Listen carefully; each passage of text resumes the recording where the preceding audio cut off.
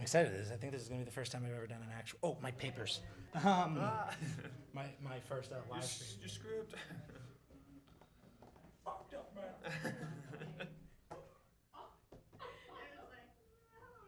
So I was a little nerve-wracked, but now I know what I'm going to do.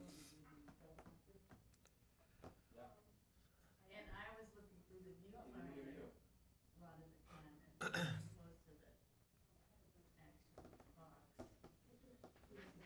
The viewfinder is Well, there he is. Just in time. Right, that's what you're supposed to do. That's the old one. But it would be right on the top.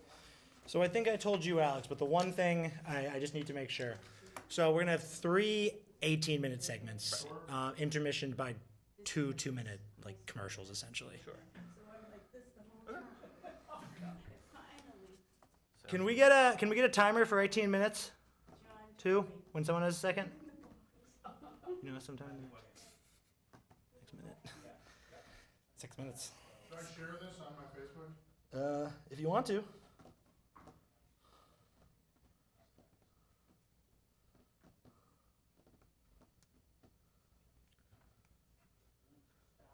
name's Matt? As far as I know. We met? Yeah, that's the timer, but you're doing seconds. Oh, am I? Alright. It might take you a while to do it that way. True. 18, 18. Easy. 18, 18, 18. There it is. Yeah, thank you guys both so much for being on. Of course. It means a lot. Yeah. You might want to. Oh my God. Ooh, yeah, put that on, Alex. It's fine, it's fine, it's fine, it's fine, it's fine, it's fine, it's fine, we're fine, we're good, we're all good. That's the front. Oh, Ready? homie. He's got it. He's got it. 5, 4, 3, Well done. 2, 1. We might be a few seconds. Live. It's not on this at this point. So Okay. I would just say quiet on set.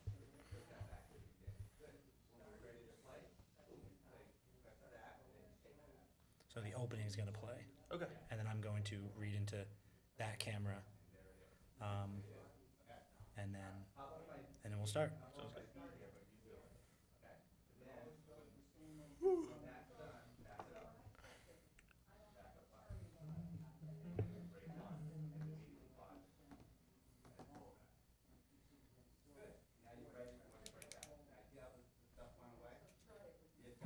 Sounds good.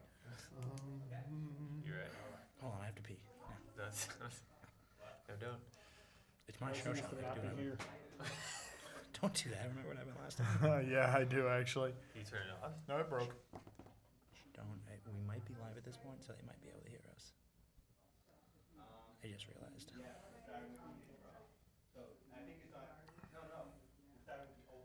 Is this like one of those things where the news guy is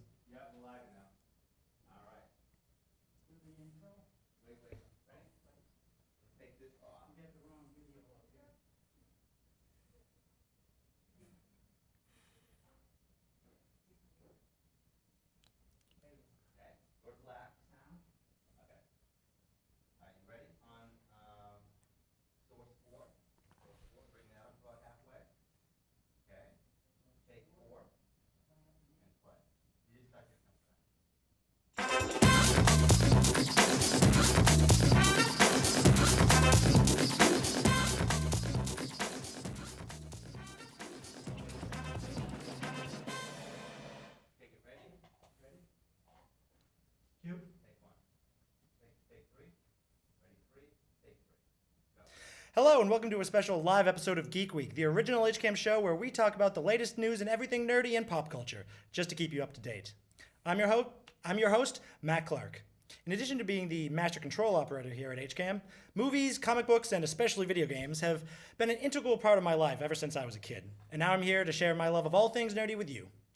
I have two of my good friends with us on the show tonight, Alex Kershey, who's been gracious enough to come back for a second show, and new to the show, Sean Mitchell. Thank you both so much for being here. And before we begin, I would just like to remind everyone in the audience that we would love to have you call in tonight, have you join the conversation. The phone number, the call line to do that, the phone number is 508-435-7880, and the email is studio@hcamtv if you want to add your thoughts that way. So thank you guys. Thank you so much for being here. Yeah, it's a pleasure, man. Thank you so much for having us. Yeah, so Thanks. yeah, no problem. It's great to have you guys. So it's video game season. It Yeah, is. it is. It's a great time. For those of you who don't know, video game season is the time leading up to the holidays when the big video game companies like to release a lot of their big titles. Of course, video games come out all year long, and sometimes even right after Christmas for some reasons. But you know, who knows what goes through the mind of a CEO? Yeah, it is definitely the biggest window of the year. Sometimes you get a lot of stuff coming out in like April, May. Yeah. That's a pretty common secondary time, but this is definitely what it is. People really want to get it in before Thanksgiving because people try and sell games for like Black Friday and Thanksgiving. Yeah. and stuff. Exactly, yeah. And it just, it's clear that like kind of you have a marquee like first-person shooter usually starts it off. So Call of Duty was that one this year. Call of Duty and the Outer Worlds will come out on the 25th. You can exactly. tell which one I was more excited about, but that's Yeah. But of course, like you mentioned, there are a lot of video games that are coming out in the first half of next year. Yeah. And I do want to get into some of those later. But why don't we just jump into the game that the three of us are probably the most excited for, the big Nintendo event of the year, Pokemon Sword and Shield. Right. next Friday. Next Friday, yep. Wow. It flew. It goes fast. The time goes faster and faster, I feel like. Yeah. It's callback. Of course, Pokemon. This is Pokemon Generation 8. Yeah. So the 8th new set of games since Pokemon came out in '96, and since Generation 6, us and our other friends as a group have been what we call the Blood Pact. Yeah. It's not that serious, No, folks. it's not that serious. It's in fact unserious. But Alex, as the founder of the pact, why don't you? As the now long disgraced founder, The original donor. of the the of pact. Blood Pact. No, so the way that it works is one of the things that the thing that is most exciting about any given new Pokemon game. But I would say the number one thing is the new Pokemon. Absolutely, The new Pokemon yeah. designs. Whatever batch of however many they decide to give us, and then usually the region second and like story and characters and stuff third, Yeah. right? Yeah. So the thing is that it used to be that whenever we would go into a Pokemon game, we would know all the Pokemon going in because the games used to come out earlier in Japan than they did here. That was up until Gen 5. So at least we would know. Yeah. Everyone going in as American buyers who Yeah. had to get the game. What did it Couple used to be, like months later. 7 months later? No, it depended. Black and White I think Black and White was like 3 months, right? I think it was 6 months. Because was it really? It came out in September. Because and then we Alec got it in March. Venegas, Your friend Alec Venegas. Throwback. Alec Venegas bought it from Japan and Oh, tried yeah. to learn and was learning how to read Japanese to That's play it right. earlier. I forgot about that. So that was the copy that I got to see before it came out because the DS wasn't region locked. Just basically consoles and handhelds sometimes have it so that when you buy games from other countries, you can't play them on that because Europe's region is the PAL region, and then I forget what What are we designated? Japan's region. We're like NTSC, I think, like Something one like or something like that. Regardless, point is, so when I was in Europe, I could buy DS games because the DS was not region locked, but could not buy 3DS games because the 3DS was region locked. yeah, Okay. it's a weird thing that they do. Yeah, which meant that you could get, but now we don't have to do that because since Gen 6, the Pokemon games have come out Concurrently, simultaneously yes. Yeah. worldwide. So everyone should be surprised at the same time. So the realization was that a lot of us were going in. On my end, I was going in knowing all the Pokemon, and that was nice. But I realized that it might be exciting to treat it like you were discovering things when Yeah. you were seeing Pokemon for the first time new. So there was this discovery component to it that I really wanted to emphasize. So I said, guys, I think I'm going to try and go into what this new Pokemon game is completely blind and as blind as possible. as blind as possible because things were going to get spoiled for us. As blind as possible, and that way, anytime I see a new Pokemon or whatever, it'll be this fun, special moment where I get to discover this new thing and not know what it evolves into or how it evolves or whatever. Yeah. there's a fun story about this that involves Sean specifically, where the day that we found out about Pokemon X and Y, which was the first game that we did the pact with, Generation 6, we saw the headline on the website that was Pokemon X and Y, and Sean was like, that should be it. And now that we know that there's the game, that should be it. We should know that the game has a name. Yeah. And then we're done. And then we were kind of like, maybe we should watch the first trailer. Yeah. And we did. Then we did. Yeah. Which saw- I honestly sometimes wonder what would have happened if we tried to not watch it at all, because we needed that like scrap of something to then sustain on us to, for the yeah, for several sure. months that was after that. Because that was announced in like February, right? January. It was January? Just And before, then it was came out- just before I went And back then it to came school. out like October 3rd or something like that, early October. Columbus Because Day I- weekend. Columbus Day weekend. 2013. Because I know that I know that I had to drive a friend of mine and I in a car that I borrowed from a random person that was in a college class with me. Yeah, because you were a freshman. You guys I were was both freshmen. Yeah. to the store, and then the Walmart had sold out of them. Apparently, the rural Ohio Walmarts really do sell out of Pokemon games quickly. I found this out because they're open at midnight and they're open 24 hours. So we went in there. There were no copies of it left, and then I was like, "There's a Kmart across the way, the final Kmart," and we drove over to the Kmart. We that's walked nice. in the front door because it was open. Come to find out, they don't open for another 10 minutes. They somehow let us in early. Nice. So we wander to the back of the Kmart, and somebody sort of like wiping sleep out of their eyes comes up to us and is like, "What are you here for?" And we're like, "The new Pokemon game. Do you guys have copies?" And they're like, "I don't know. Let me check," because they opened at 8. They weren't open at midnight. Okay. So we were the literal first people into this Right. Kmart, Yeah, which yeah. it felt like walking into a ghost town. And he cracks open this box and is like, "Apparently nobody shelved them yet." I'm like, first of all, insane, That's because wild. this comes out today. Yeah. But secondly, we got the very first two out of the box of that.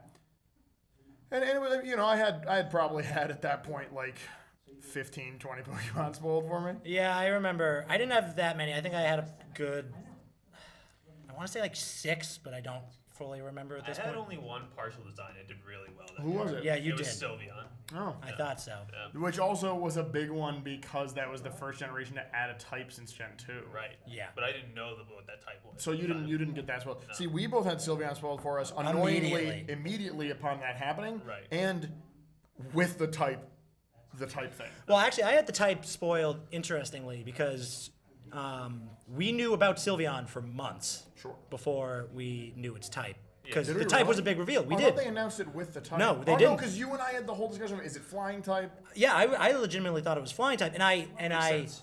or I- bug I- type? yeah. because of all All the the ribbons on butterflies. it. yeah, and I had a lot of discussion with my at the time college roommate about that. Sylveon's an evolution of the Pokemon Eevee. Very famous Pokemon Eevee can evolve into 8 different Pokemon, which is more than any other Pokemon. Most Pokemon get like 2, 1, maybe 2 or 3, Yes.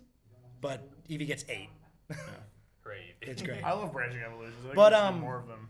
Sorry to cut you off, but so me and Mike had a lot of discussion, a lot of angry discussion sometime, or heated discussion, but more like about what what Sylveon's type would be. Right. And I saw him post on the day it was revealed on his Facebook. I was so expletive right about Sylveon. Okay. And I immediately knew what that meant. Okay.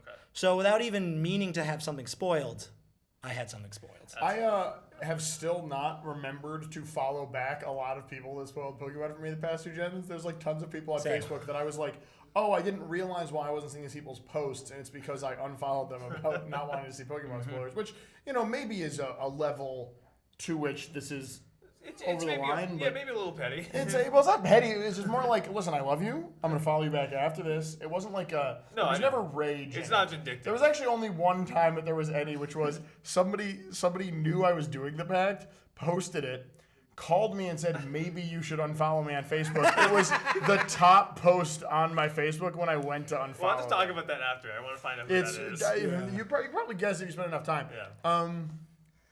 But so Skippa had 6 years. Yeah. Past Generation 7, which we did the same thing for. Now we're in Generation 8. We are. We have, I think at the end of today will be 8 days left. No, at the end of the day, Yes, you're right, because yeah. tomorrow's Thursday, not Friday. Today's Wednesday. So, and Sean, you of course are not pacting anymore. I have forsaken the pact, yes. Yes. So I know more information at this point than you guys do. Yes. By But probably some- by- considerably more yeah, at this by point. some multitudes. And we don't want to bore our viewers with our encyclopedic knowledge of Pokemon, as awesome as that makes us as adults. Yeah. As exciting as that would be. There was for us. my cousin messaged me on Facebook the other day, and he was like, I still can say by heart the first 496 Pokemon. And I was like, oh, buddy, I'm really sorry to tell you this.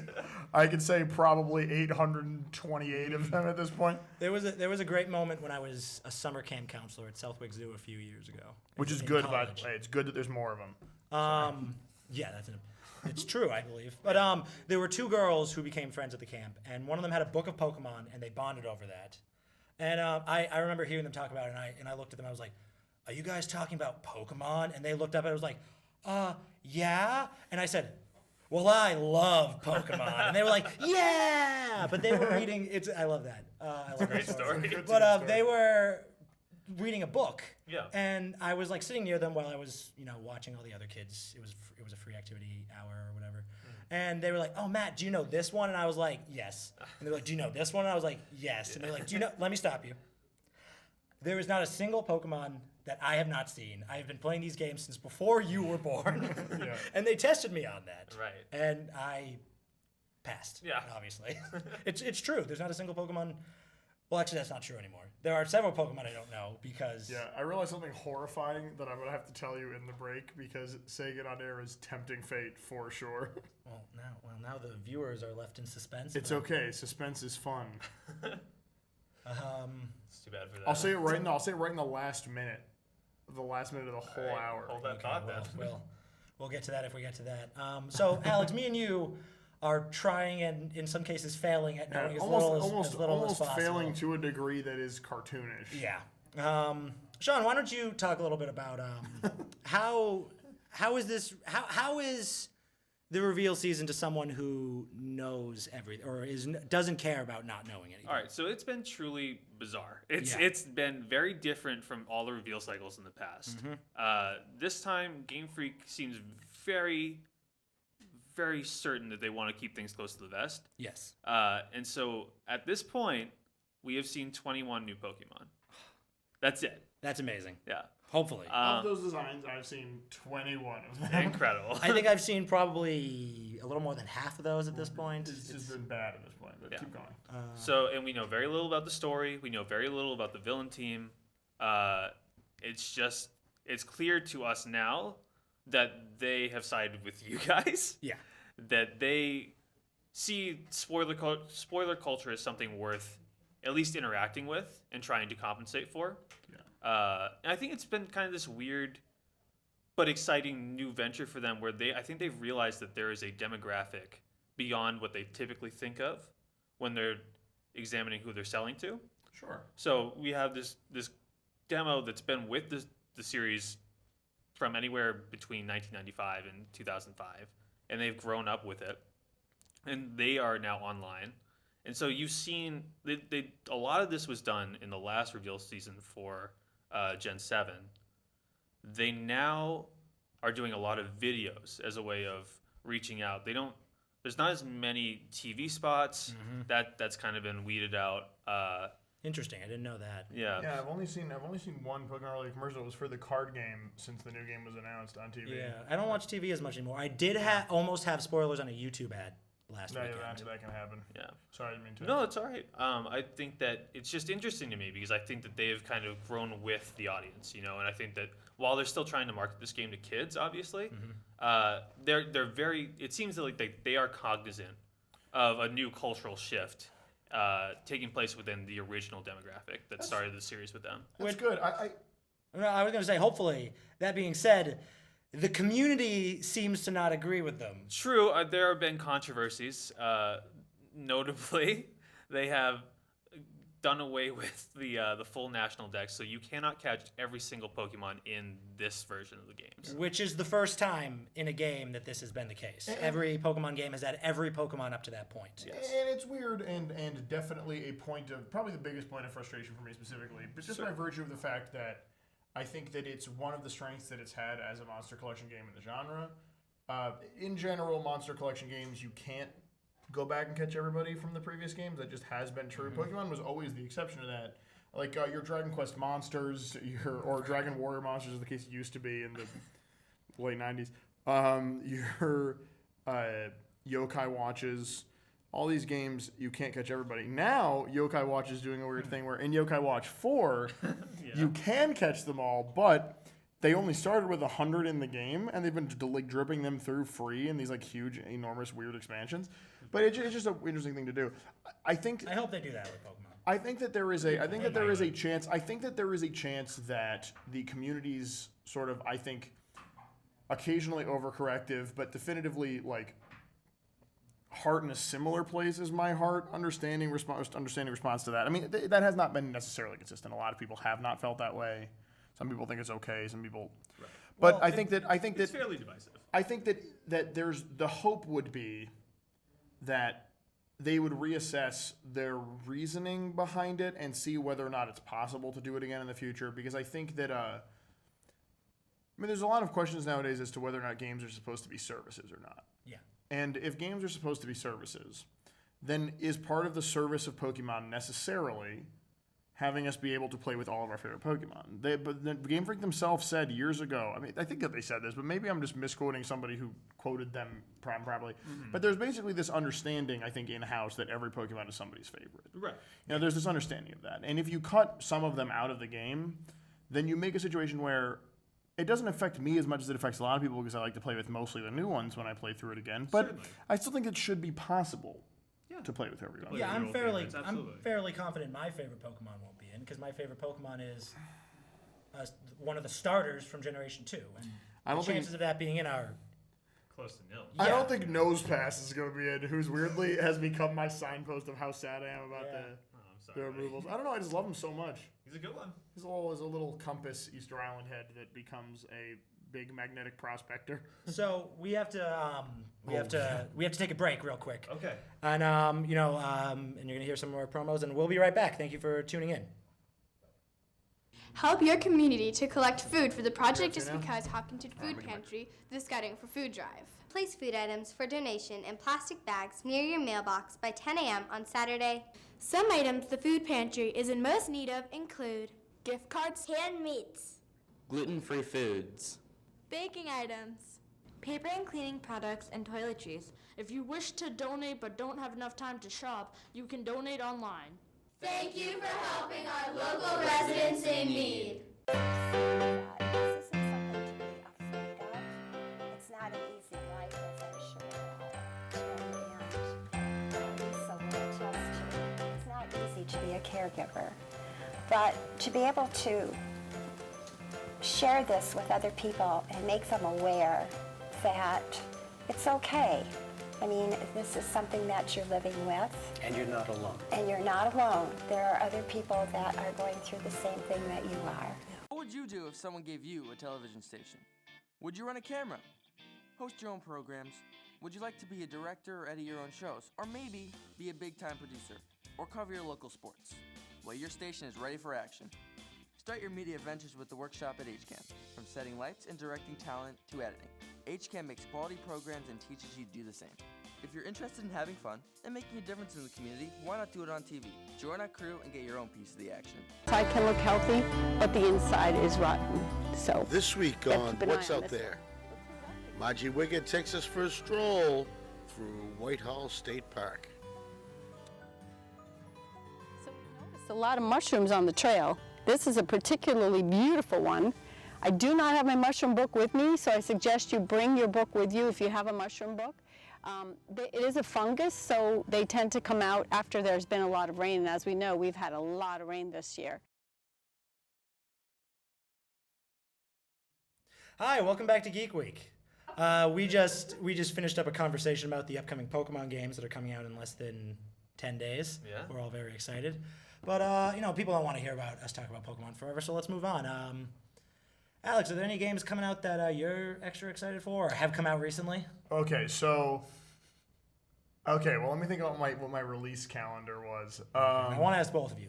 I track my release calendar throughout the year because you can't spend endless money on video games. No, and certainly not. The real problem is because of things like Humble Bundle and stuff, right?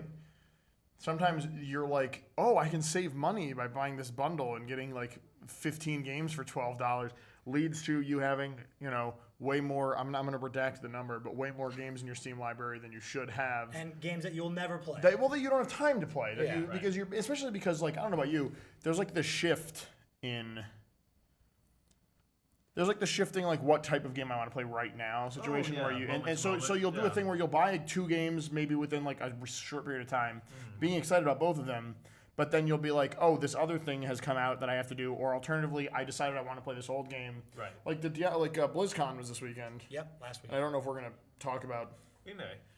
but point is they announced Diablo 4 and Overwatch 2, which I'm Overwatch 2. excited for. And Diablo 4 was huge because this whole BlizzCon really did feel in a lot of ways like they realized that their year since last BlizzCon, Blizzard is a game company. How about we take a moment if we're going to talk about because I wanted to talk about Blizzard, but how about we take a moment to explain the current controversy around Blizzard. There's a lot of things that have happened in the past year that have been weird for Blizzard. Yes, but the big one is about a month ago, there was a tournament winner of one of Blizzard's game, Hearthstone. A card game, who in his winning interview for the tournament said, "Free Hong Kong." Yeah, because he is from Hong Kong. Revolution of our time. Yes, and Blizzard took away his tournament winnings and banned him from the game for a year. Yes. Yeah. And this caused an uproar on the internet. Because it was perceived as, without getting too into controversy here, it's difficult to talk about in a show that's supposed to be about what we're talking about. Because obviously, that is it's a hotbed issue. In its most simple situation, it's a hotbed issue that brings into question democracy and our First Amendment rights. Yeah, but also a company's right to control its public image and the way that participators in things involved with those companies, like tournaments, et cetera, to what degree are they allowed to impact or alienate a portion of a company's fan base via things that they say? But so I think the thing that's important to talk about, not important to talk about because that's an important issue, but I think what we should focus on in this conversation is how that affects the players who don't support what Blizzard stands for, but want to still keep playing their games. Blizzard was put into a weird situation by this specifically because, again, for a show that isn't supposed to be overtly about politics right now, I'll say like the most apolitical version of this. Who knows whether or not Blizzard would have punished a different type of political stance? Yeah. One that was less inherently rooted in a question of democracy and free speech, because it has been long established by Blizzard's terms of service, et cetera, that tournament, what's the word I'm looking for? Participants are not supposed to in any way do something that could jeopardize the public image of the company. And I do think that there is something to be said in a way that is not important for this, again, conversation. There's something to be said for an understanding of what that means and whether or not it's the platform for political discussion. Of course, the issue is, that one gets a political platform when one is in a position of relative authority. I think Blitzchung saw that he saw an opportunity where he had eyes of the world on him. Yeah. And he said something that was important to him. He had a platform. He said something that was important to him. I think the issue that Blizzard has is that there isn't really at this point for them an easy diplomatic way to walk back from that controversy. They've apologized publicly. Right. They've given him his money back. They've halved the ban. Sadly, they kept the bans on the interviewer live streamers that interviewed him about it. That were banned for it. Well, I don't know that full story as well as I know the other thing. There was something about because they were they were still on Blizzard's official time, so it wasn't like they were just secret live streamers. They were just let's talk to Blitzchung. It was a weird situation, but long story short, it was a thing that Blizzard didn't need after a year full of things that Blizzard didn't need. Yeah, it wasn't a great year for them. Blizzard's had a lot of layoffs in the past year as Blizzard's power has been more and more sort of consolidated into Activision's power, because while the company is now called Activision Blizzard because Activision and Blizzard were merged, overwhelmingly the power of that company is Activision is the thing that's in power. We know that. That's just the way it's been. So what this has led to is a boycott of Blizzard products. Yeah. And we were participating. You don't really play many Blizzard. I don't really play Blizzard games. Yeah, it was a relatively low stakes boycott for you. For me, and I play Overwatch. And I play all of them except StarCraft. Yeah. You play Diablo? I do, yeah. Okay. Yeah. Personally, it was especially annoying because Overwatch has been out for years, and I love Overwatch. It's one of my favorite games, but I haven't had the overwhelming need to play it. Haven't felt that need to play it until the ban. Because there was the event happening. Because the Halloween event happened, and then of course it was now I can't. So part of me wants to, and it's terrible.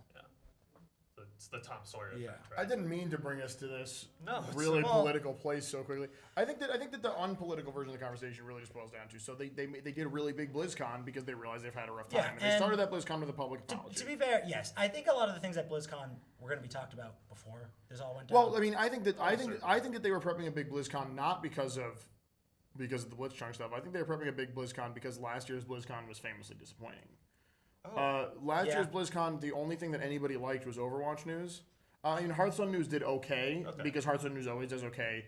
But the World of Warcraft cinematic was good. World of Warcraft cinematic was good. World of Warcraft was in a weird place though at that time. Diablo, everyone knew they knew people were so excited about Diablo 4 and that there was so much hype around that announcement happening last year that they publicly announced the week before BlizzCon last year that they weren't announcing Diablo 4. They literally made a post on Diablo's website that was like, you need you to understand. We can't talk about everything that's happening right now, but just you need to temper your expectation of this one specifically. Being told to do that for an event that people pay money to go to and a bunch of other things was a difficult situation for Blizzard to be put in, especially then that year. But at least they're honest. Yes, but then what followed that was a year of a lot of layoffs and a lot of difficult economic decisions. Games having to be put partially on the back burner. Luckily, no team was completely stopped. 2 different games being canceled to work on Diablo 4, a bunch of things like that. But then BlizzCon comes, and to loop all the way back, I've just been excited about Diablo 4 and playing a lot of I've been playing a lot of ARPGs recently, so that's what I was saying is for the last couple of days I've been playing Diablo 1 and 2 and Torchlight 2, years old now, because I've been excited about Diablo. Yeah. Well, that means also I haven't played The Outer Worlds, which was the big sort of release game of October 25th for me, which was a sort of Fallout 3 in New Vegas especially inspired game by the people who wrote the original Fallouts. Set in space, right? Set in the Outer Worlds, and it's really something so far. I really find it very special. But what else? What's upcoming that's exciting other than Pokemon? Because next year we've got big ones. Next year we've got a lot of big ones. The 2 I'm especially excited for are Cyberpunk 2077 and the Avengers game. Yeah, I'm really excited about the Avengers game. Yeah, both of those games. Maybe unpopular opinion, I don't think the Avengers game graphically looks that good. So that's actually not an unpopular opinion. Okay.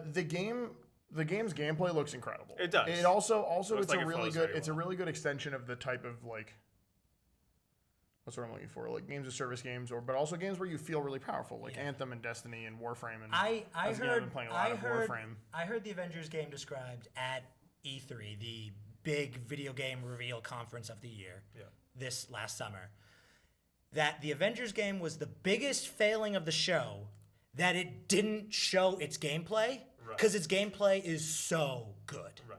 And the fact that they didn't show it is just absurd. Mind-boggling. Yeah. Matt was telling me about this, and I looked it up. They've actually started redoing some of the designs because people didn't like the way they looked in those first few trailers. Okay, well that's hard to hear. I didn't care for them either. I also think that the real issue with those was, and this is like a wishy-washy opinion maybe to have, but I think part of it is that we saw them at the beginning when they're supposed to be the most like the Avengers we know, and I feel like because of the plot of that game, they're going to all be redesigned when we see them the second time anyway. I don't know if they're going to So having their first designs be like obviously based on the Marvel Cinematic Universe ones was okay, except I still want them to have original designs. Well, I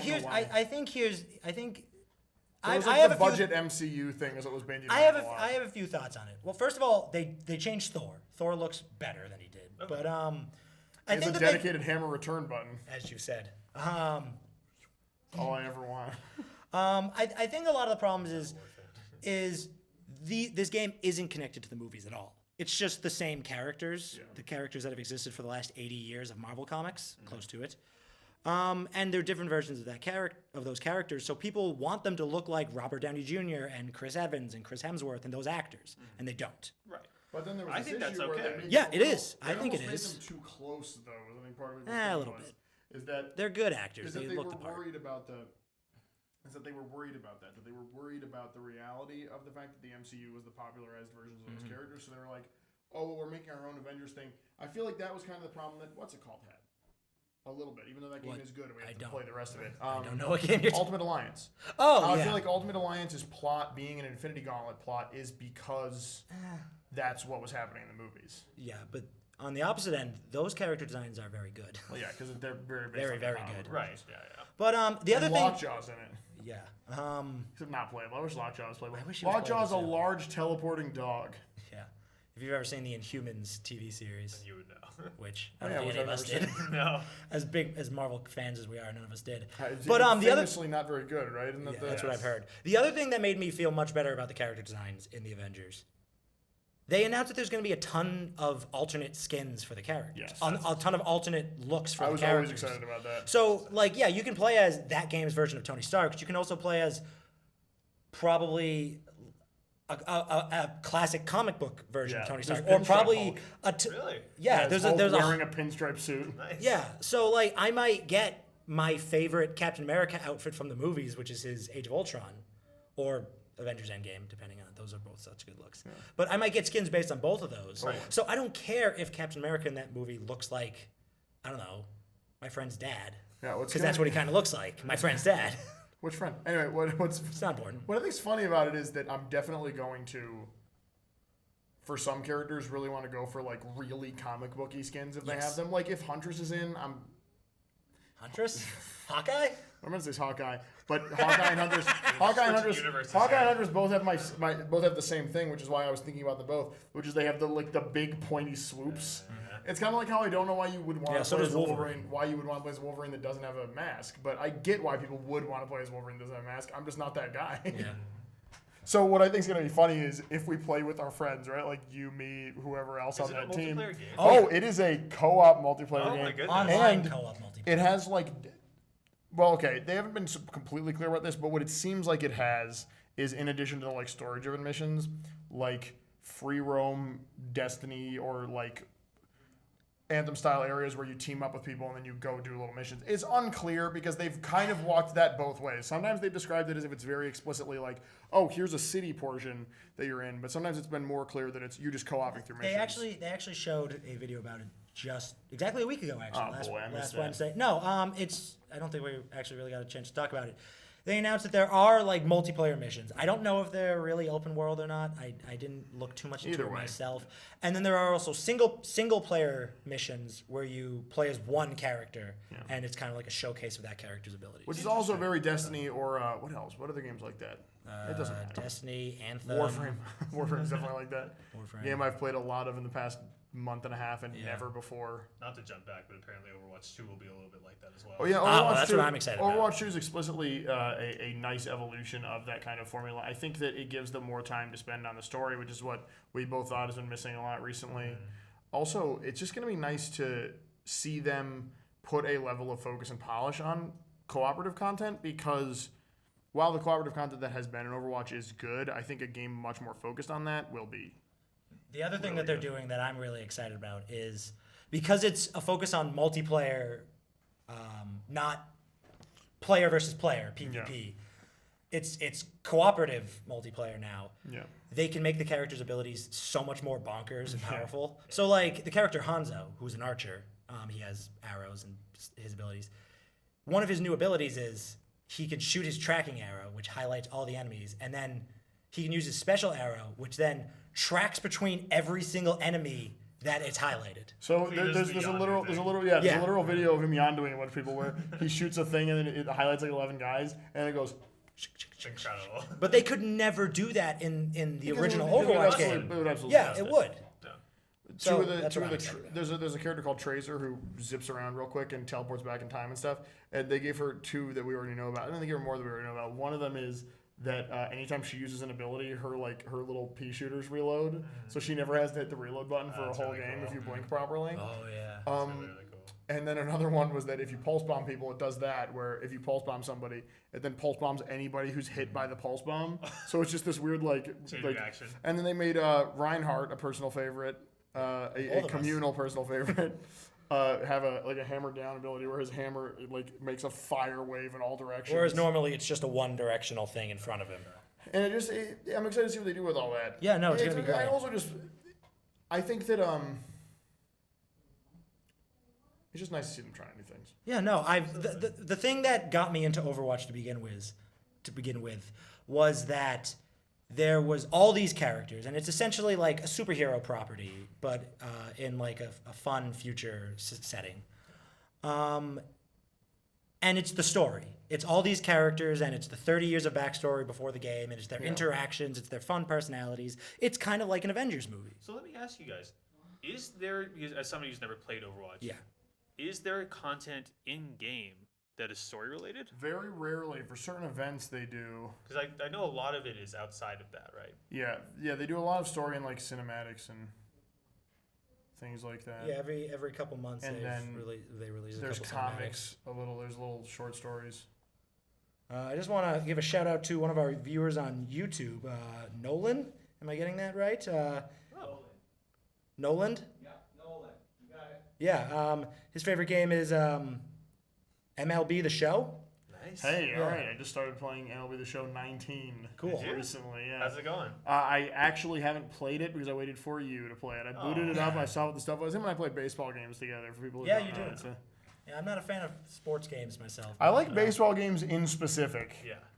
No, that's not true. I like Mario sports games. Sure. I tend to like baseball games. I think it's just because also baseball is the game I most wanted. I most think about playing. Yeah. When I think about sports, I'm like, God, I'd love to play baseball right now. Yeah, I wouldn't mind playing baseball. Well, okay, look, I've been saying this. Let's play baseball soon. Yeah. We'll keep you up. I don't know. Will we? Maybe, You're in charge. Maybe we can do a special nerds play sports. Yeah. That might be an interesting thing to do. At some What were we point. saying? Oh yeah. So they've done you can take this with the events, the story events in Overwatch.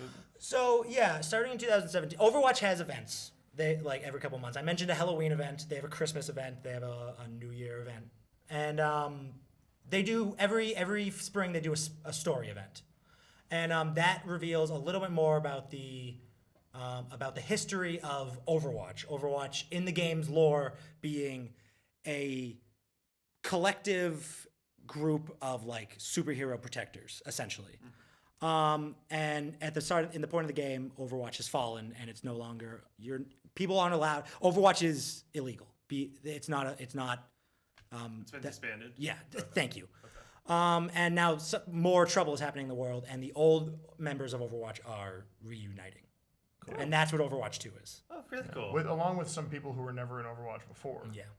Which is nice. Or people who were affiliated or who knew about them. Lucio's never been in Overwatch before. May is an Overwatch scientist who then decides to team up with the team proper. Brigitte is the daughter of one of the original Overwatch members, but and now she's taking up. There's another new hero who's introduced in the trailer, right? Yes, two actually. We just don't see any of Echo's abilities, where we see 0.5 seconds of Sojourn's abilities.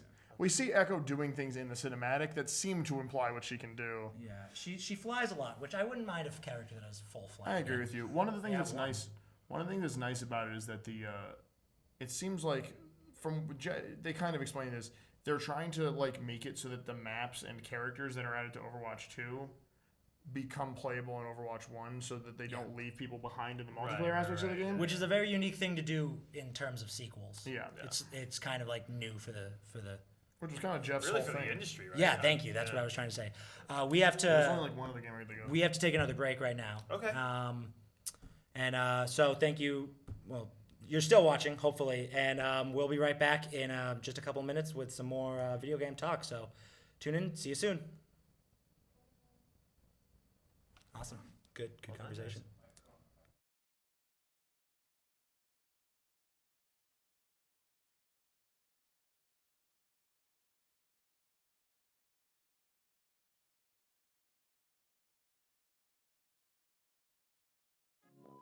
It's almost HCAM 2 time. We hope you like the show.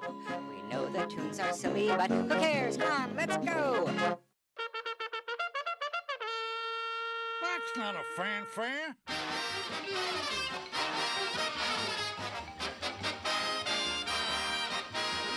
Now that's more like it.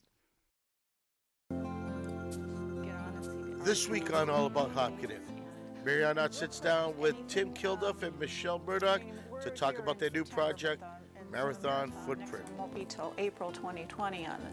But are there plans already? I imagine things are already well underway planning for the 2020 and I think signing up volunteers and because of this ever strengthening relationship with the BA and the town of Hopkinen, there are ongoing conversations. What would you do if someone gave you a television station? Would you run a camera? Host your own programs?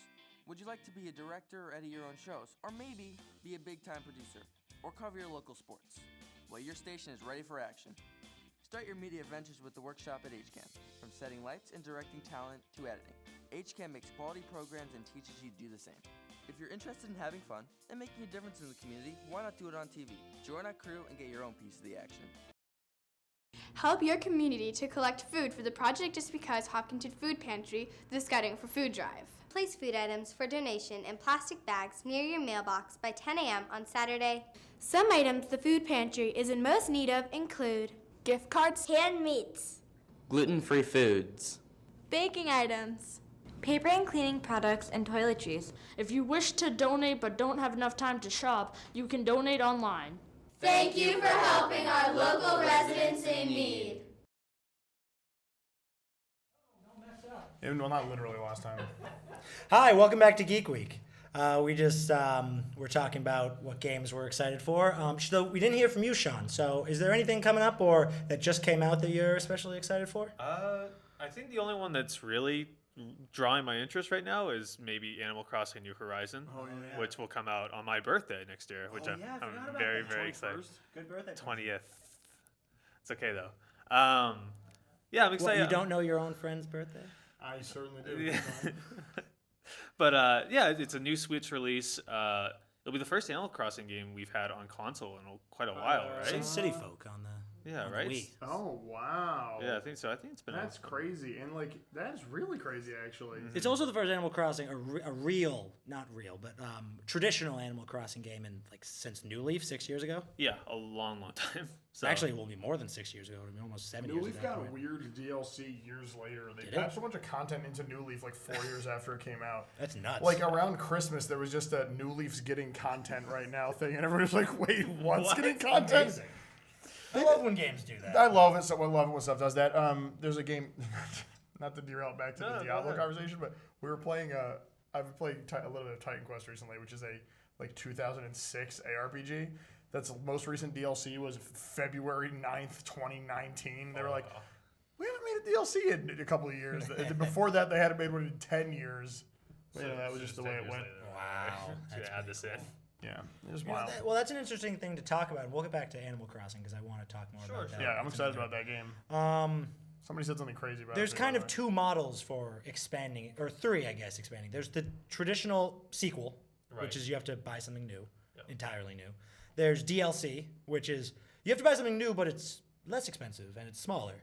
And then there's free updates, which is just a company decides, we're going to keep this game alive for as long as we can, as long as they can afford. And there's just typically free updates. Monetization's really hard. Yeah, it is. I can't imagine what it's like to actually to figure stuff like that out, especially if you're a company that wants to keep things like that free, you know? Yeah, the Avengers game that we mentioned, they've pledged that all their new updates or future updates will be free. Do you know what's insane? You know who also did that? One Activision about Call of Duty Modern Warfare this year. Really? They said this is what their clarification was, and this was kind of true for Black Ops 3, Black Ops 4, but Black Ops 4 was in a really weird place as a game. They've pledged that every map and mechanical thing that comes out is going to be given to every player for free. So maybe they're going to charge for cosmetics or something. But they probably will. I think that's a huge hot button issue with games right now. Microtransactions. And we could go on and on for that. Yeah, I've got probably unpopular opinions about this. My 5 cents is if they're just cosmetic, if they don't give you an edge, and they're not mandatory, I don't care. Yeah. Especially I don't if have. they're You don't not have to buy time them. limited. The time limited thing is the thing that sticks Yeah. out to me. If you have cosmetic microtransactions that are not time limited, so that I can, like, 2 years down the line, if I join a game late, be like, yes, you know, I want to spend $5 on that hat, then, like, I'm okay with that. Generally, my weirdness is when they do things like super timed things like that, where it's like not only do you have to pay money, but it's also like just for this Christmas event or whatever. Because I've seen that a lot. We've all seen that a lot. We've also all seen probably the other version of that, which is earnable cosmetics during an event, but if you don't play during that event. Because there's a lot of games needing you to come back now, partially Yeah. because of that monetization or games as a service thing we were talking about earlier. And then the big one is what we in the business, I guess in the community, call pay to win, which is, oh, you can play for free, but if you don't give us money, you'll be at a disadvantage to the people who do give us money. Yeah, because of they'll have experience better boosts, things. or I mean, experience boosts are weird, but you know, like there's better weapons, better whatever, better.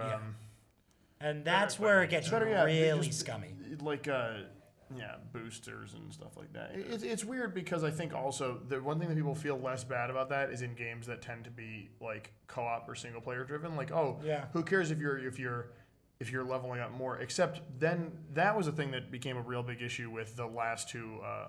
The last two Assassin's Creeds and some of Ubisoft's other single player driven games, where they would offer like experience boosters for their single player only campaign driven modes, where you could buy it to like level up quicker in game. And I mean, my personal thing about that is just I don't know why you would want to. No, like I don't know why you would want to rush single player content that way. I mean, I can understand it. Yeah. But I'm not the audience for I'm that not type of either. thing, but I don't think any of us are. I had to I pre-ordered a game that had something like that, and I had to make sure it didn't get turned on.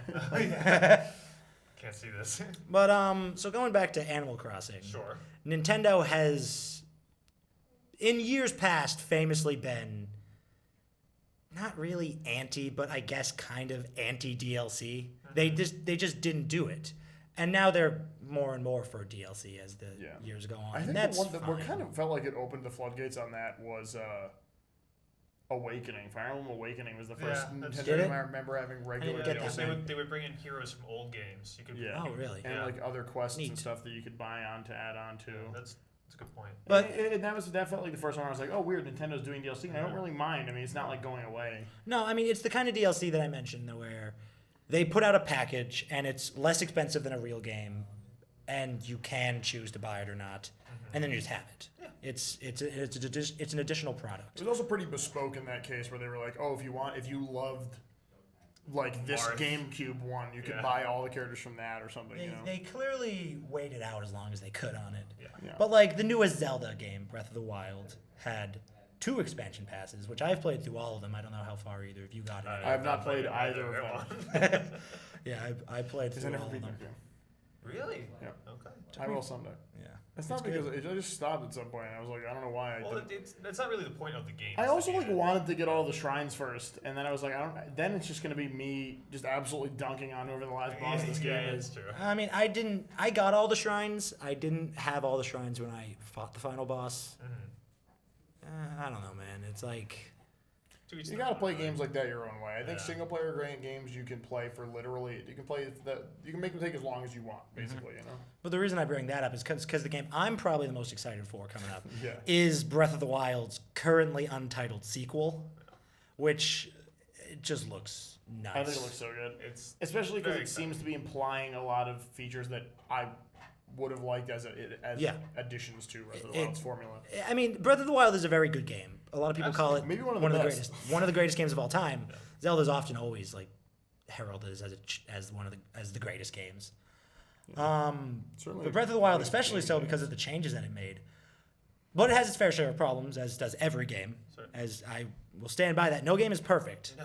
And we have to remember that when we talk about games. Yeah, perfection is just about trying to approach getting. The way I describe perfection in games is making a game that's so successful in what it's trying to do that you ignore the faults of it. That's the closest thing to perfection that we can call. And I feel like often Breath of the Wild is a perfect game. But then in there's that moments, case. in that definition. But then there's moments where you're like, wish there were dungeons in this. And that's one of the things that people really hope. It seems like they're hopes going that they to. have traditional Zelda-style dungeons. Right. I think they're doing that. I think that they're doing has More RPG and survival elements, I think. more emphasis on story, Which more is emphasis on huge. story as Yeah. well. Which Zelda games are known for their Also, stories. maybe playable Zelda, which I'm very excited Yeah, about. that would be huge. I'm hoping for playable Zelda because hilariously, the main character of The Legend of Zelda Is Link. is not Zelda. Except it's in Link. 2 cases, both very canon. You mean Tingle? Faces of Evil? Question mark. And The Wand No. of Gamelon is the one that she's playable in. Not No. Faces of Evil. We're talking about non-canon. We're talking no, about the not canon. CDI They're not games. canon. They Yeah, are not I know. canon. I just wanted to see how long it would take you. I didn't know. I thought you were talking about the Tingle games. No, those are canon, and you play as not Zelda. I think, but No, it's Wand of Gamelon. Wand is of the Zelda, set. Wand of Gamelon. the Philips CDI is a very expensive, we don't have time for this. very underpowered video game console don't have that time for has CD video on and famously bad games. it. Except for like 2 games, but you don't want to spend $2,000 on a CDI for bad Zelda games and bad Mario games. So yeah, no. Hopefully, the new Zelda game will have a lot of cool things. So Sean, why don't you tell us a little more about Animal Crossing? Well, I think for me, so Animal Crossing is one of the first games I ever got as a kid. So the first system I ever had was a GameCube. So the original Animal Crossing is one of the first 3 games I ever owned. So I'm very excited because I played City Folk, I played Wild World, but I haven't played a game in the Animal Crossing franchise in a long time. So I'm excited to return to that world. Yeah, awesome. I've never played an Animal Crossing game. Never? Never. I was very anti it in middle school. Wow. Yeah, I was just like, oh, this is dumb. But it's Mario like, paper chores.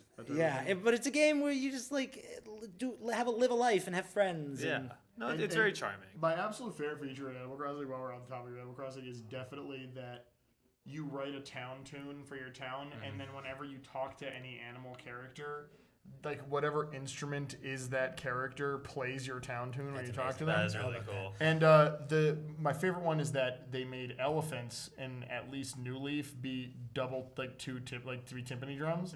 So, but instead of it being like if your town tune was like da da da da da da da da da da, which is like almost the basic one, I changed it slightly because the actual one went da da. Don't worry about it. Point is, the elephants go dum dum dum dum dum dum dum dum dum dum dum. I love musical changes. It's my actual favorite thing. have Except my elephant long ago left my town. Oh no. It's okay. I don't get to talk to elephants anymore. We have another comment from YouTube, a Mr. Azak. He's interested to know how far public opinion has come on cosmetic DLCs since the Oblivion horse armor DLC. We'll explain it. Yeah. So, infamous. the famous video game RPG series, The Elder Scrolls. Yes. Elder Scrolls 4 Oblivion. And this was before my time with the series, but It's a good game. yes, very good game. Released an infamous DLC set that only had armor for horses. Yes. Which I mentioned that I like when DLCs are, oh yeah, here's a package of content for a set amount of money.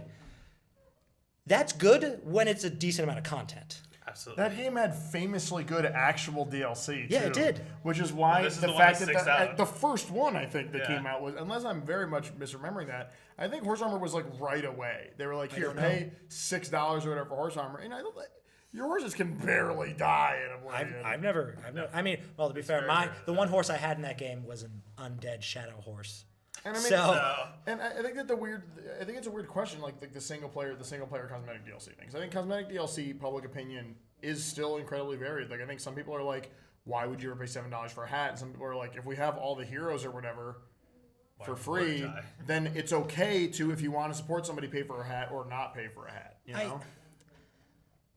I think one of the important, like something like that, isn't seen as great by the community, but isn't something I would consider as like I mentioned, I don't remember. It was what still it was. early in DLC Yeah, being a thing. it was. I mentioned something we were talking about earlier being scummy, and I don't remember what that was. I would not consider that scummy because you don't have to buy the DLC. Right. That's my take. I think that the world has. I understand. I can understand being disappointed by that. Absolutely. So the Xbox 360 was one of the first, which is what that was on. That was on that and the PC, right? So before you had the PlayStation. Yeah, before you had a PlayStation 3. Yes. Right. Probably. But the PlayStation 2 didn't have online. Yeah. Yeah. So Oblivion comes out, and I think that if I had to guess, I would say the horse armor thing probably disappointed console players more than it disappointed PC players because for of the access specific to reason. mods? Well, but basically, yeah, not only because of access to mods, also which is totally right. I wasn't even thinking about that. Yeah. I would say because there had been paid downloadable content on PC games for a long time by the time that game came out. That type of thing was very rare for consoles before that because it was very rare often that consoles would be connected to the internet. The PS2 was capable of being connected to the internet, but you had to buy a bunch of things to do it. There were attempts, like the Nintendo 64 had the infamous disk drive system, Yeah. where you would put your N64 on top of another N64 that could read discs. And that was a whole thing It's a cool idea. It's a cool idea that didn't sell at all. No. And Nintendo famously scrapped a bunch of The things. Sega that they wanted to CD do was with it. kind of that too because they wanted to be able to have there be, and then there was like the Mega Drive. You've got all of these weird examples of them trying to be like, how do we expand or improve upon a game in a way that we were not aware was an available thing before this. Right. And you've got all these failed attempts until suddenly the mecca of it comes out, which is, oh, we could connect to the internet and download things over it. And then that's when consoles start having onboard storage space instead of having memory cards cartridges. or the cartridges themselves. That was the needing swap the to saves. DLC. Or, I mean, not to DLC, to CDs. Because the GameCube the GameCube was the first Nintendo console that didn't have big carts that had discs and you had the same amount of memory cards. PlayStation 2 had the same thing. If you go back and look at some of those, the largest Play PS2 memory cards that you could get that were standard were 2 megabytes. There was one that was the common size was 512 kilobytes, and you had to have 40 game saves on there. Yeah, now I have some video files on my computer for work here that are almost 2 gigabytes. Yeah. It's just I think that's my answer to that question. My answer to that question is I think it was a big deal for consoles at the time. I think that it sticks out as kind of the biggest first. This is a bad cosmetic DLC example. I think that it was hot because it was new. I still feel weird about cosmetic DLC in exclusively single player games. I don't like it when Assassin's Creed or whatever has cosmetic DLC because especially if they're pre-order DLC because I'm like I should be able to make my character look the way I want to look with the options available in game. Pre-order bonuses are a whole other issue. Usually they end up getting added in later now because pre-order bonuses are famously such a big issue. I've been playing Mortal Kombat 11 recently, and pre-order for that was Shao Kahn, who's an iconic Mortal Kombat character and my main in Mortal Kombat 11, and he's got a big hammer. This guy. Got a big hammer. Yeah, Thing is, very though, you, big he's hammer. got a big hammer. I love big hammers. What can I say? He does not have a dedicated hammer return button. He doesn't. Well, he does. You know what? He kind of does. We'll talk about it later. He doesn't really. He has a dedicated throw your hammer and have it come back button. So that's not really. Anyway, the point what is, you like. Yeah, it is. The point is, he ended up being a $6 DLC for the game, but he was a pre-order bonus.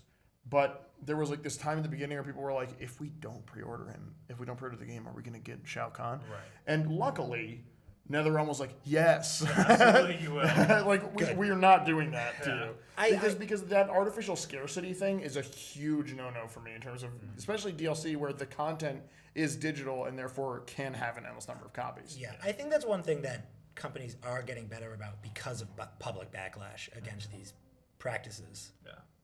Nintendo. Kudos to the community for being vocal about it. Yeah. Because this very easily could have become the new norm. Video games are very difficult in that way because I think that there's this thing about how do you make it so that the artistic integrity of creating it is the same as in creating a movie or a painting or whatever, but also understanding that the experience that you are trying to have people have is sitting down with it and controlling something in that space. That it does actually matter how playable something is. Absolutely. Even if it's I don't want people to constantly bend to the court of public opinion when it comes to what makes a good game.